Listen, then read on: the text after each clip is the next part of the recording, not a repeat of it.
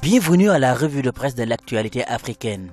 Près de 6000 Africains ayant combattu au Proche-Orient avec l'organisation terroriste Daesh pourraient revenir en Afrique. Révélation faite à la une de Slide Afrique par le commissaire de l'Union africaine pour la paix et la sécurité.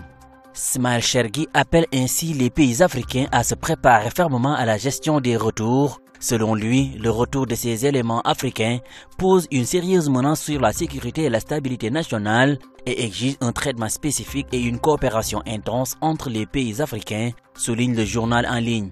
Le commissaire de l'Union africaine pour la paix et la sécurité a appelé les pays concernés à notamment échanger les renseignements sur les éléments armés regagnant leurs pays respectifs après leur défaite en Irak et en Syrie. Le président camerounais Paul Biya a ordonné le décaissement d'1 milliard de francs CFA, soit environ 152 millions d'euros, pour faire face à une rupture de stock du vaccin BCG destiné à la prévention de la tuberculose chez les nourrissons. VOA Afrique, qui donne l'information, indique que le vaccin BCG est en rupture de stock dans les nombreux hôpitaux du pays depuis des semaines sans qu'une date précise du début de pénurie puisse être établie.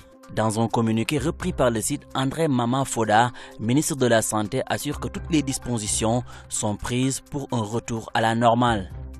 Un gigantesque incendie ravage le grand marché de Bamako. C'est le gros titre qui barre la une de Nyarela.net. Le réveil a été brutal ce lundi chez les commerçants du grand marché de Bamako, précisément ceux du marché rose, où un gigantesque incendie a ravagé le grand marché de Bamako, précise le site malien.